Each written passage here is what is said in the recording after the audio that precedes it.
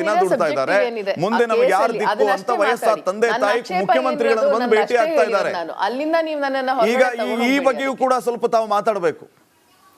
ಆಗ್ಲಿ, it's very good.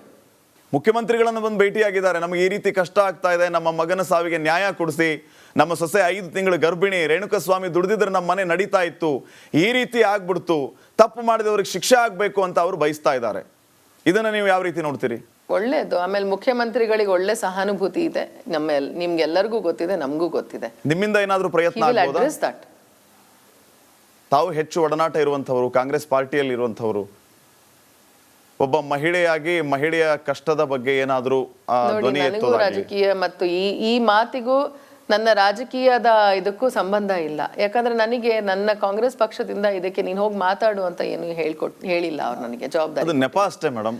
ನಾವು ಮಾನವೀಯತೆ ಆಧಾರದಲ್ಲಿ ನೋಡಿ ಏನಾದ್ರೂ ಸಹಾಯ ತಮ್ಮಿಂದ ನಾವು ನಿರೀಕ್ಷೆ ಮಾಡ್ಬೋದಾ, ಅಥವಾ ಸಹಾಯ ಅಂತಿರೋ ಅಥವಾ ಮತ್ತೊಂದು ಅಂತಿರೋ, ಇದನ್ನ ನೀವು ಯಾವ ರೀತಿ ನೋಡ್ತೀರಿ? ಇದ್ರ ಬಗ್ಗೆ ಏನಾದ್ರು ಮಾತಾಡಬಹುದಾ? ನನ್ಗೆ ಎಲ್ಲಿ ಮಾನವೀಯತೆ ಇದೆ, ನಾನು ಎಲ್ಲಿ ಏನ್ ಮಾಡ್ಬೇಕು, ಯಾರಿಗೆ ಸಹಾಯ ಮಾಡ್ಬೇಕು, ಅದು ನನ್ನ ಮನಸ್ಸಿಗೆ ಸಂಬಂಧಪಟ್ಟಿದ್ದು. ನಾನು ಅದ್ ಮಾಡ್ತಾ ಬಂದಿದ್ದೀನಿ, ನಾನು ಹಾಗೆ ನಡ್ಕೊಳ್ತೀನಿ ಯಾವಾಗ್ಲೂ. ಅದನ್ನ ನಾನು ಯಾರಿಗೂ ಪ್ರೂವ್ ಮಾಡೋ ಅವಶ್ಯಕತೆ ಇಲ್ಲ. ಅದನ್ನೇ ಕೇಳ್ತಿರೋದು ಭಾವನಾ ಅವರೇ. ಈ ರೇಣುಕಸ್ವಾಮಿ ಕಷ್ಟದ ದಿನಗಳು, ಅವ್ರ ಕುಟುಂಬದಲ್ಲಿ ಇಷ್ಟೆಲ್ಲ ಸಮಸ್ಯೆ ಆಗ್ತಾ ಇದೆ. 5 ತಿಂಗಳ ಗರ್ಭಿಣಿ, ಇಡೀ ರಾಜ್ಯದಲ್ಲಿ ಇದೇ ಚರ್ಚೆ ಆಗ್ತಾ ಇರೋದು. 5 ತಿಂಗಳ ಗರ್ಭಿಣಿ ಪಾಪ ರೇಣುಕಸ್ವಾಮಿ ಪತ್ನಿಯನ್ನು ನೋಡಿದ್ರೆ ಒಂಥರ ಆಗುತ್ತೆ, ಕರಳು ಚುರುಕನ್ನತ್ತೆ. ಈ ರೀತಿ ಆಗ್ಬಾರ್ದಾಗಿತ್ತು ಅಂತ ದುಃಖ ಪಡೋರು ಹೆಚ್ಚು. ನೀವು ಅವ್ರ ಜವಾಬ್ದಾರಿಯನ್ನು ತಗೊಂಡಿದ್ದೀರಾ ಅಂತ ನನ್ನ ಪ್ರಶ್ನೆ ಇದೆ. ಇದಕ್ಕೆ ನೀವೇನ್ ಹೇಳ್ತೀರಿ? ಇದಕ್ಕೆ ಅವ್ರ ಜವಾಬ್ದಾರಿನೂ ನೀವು ತಗೊಂಡಿದ್ದೀರಾ ಅಂತ ಪ್ರಶ್ನೆ ಇದೆ.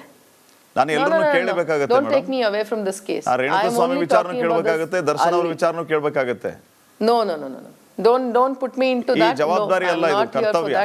ನನ್ನ ಮನಸ್ಸೇನು, ಹೆಣ್ಣು ಮಕ್ಕಳ ಬಗೆಗೆ ನನ್ನ ಅನಿಸಿಕೆಗಳೇನು, ನನ್ನ ಮನಸ್ಸೇನು ನನಗೆ ಗೊತ್ತಿದೆ. ಅದನ್ನ ನಾನು ನಿಮ್ಮ ಎದುರಿಗೆ ಹೇಳಿ ನಾನು ಅದನ್ನ ಪ್ರೂವ್ ಮಾಡೋ ಅವಶ್ಯಕತೆ ನನಗಿಲ್ಲ.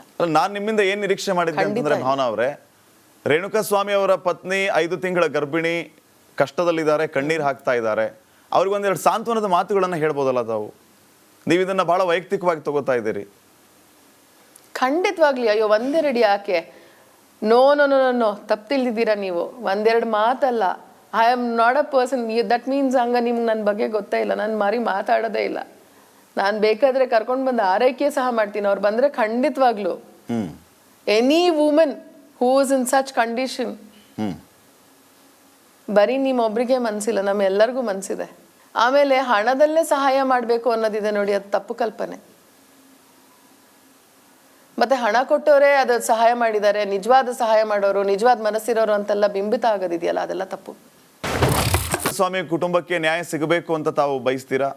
ಅದನ್ನೆಲ್ಲ ನಾನು ಹೇಳಲ್ಲ. ನನ್ನ statement, I am not a testimony. ಯಾಕೆ ಮೇಡಮ್? ರೇಣುಕಸ್ವಾಮಿ ಕುಟುಂಬಕ್ಕೆ ನ್ಯಾಯ ಸಿಗಬೇಕಾ ಬೇಡವಾ ಅಂತ ಕೇಳ್ತಾ ಇದ್ದೀನಿ. ಅದನ್ನ ಹೇಳಲ್ಲ ಅಂತಂದ್ರೆ ಏನರ್ಥ? ನಾ ಇದನ್ನ ಯಾವ ರೀತಿ ಅರ್ಥ ಮಾಡ್ಕೊಳ್ಳಿ? ನಾನು ಟೆಸ್ಟಿಮೋನಿ ಅಲ್ಲ, ಅದಾಗ್ಲೇ ಇದೆ ಕೋರ್ಟಲ್ಲಿ. ಈಗ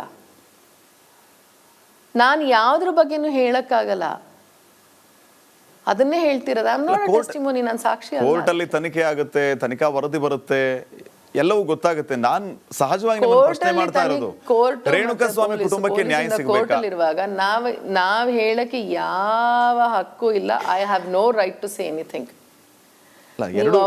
ಎರಡು ವಿಚಾರವನ್ನ ಕೇಳ್ತಾ ಇದ್ದೀನಿ.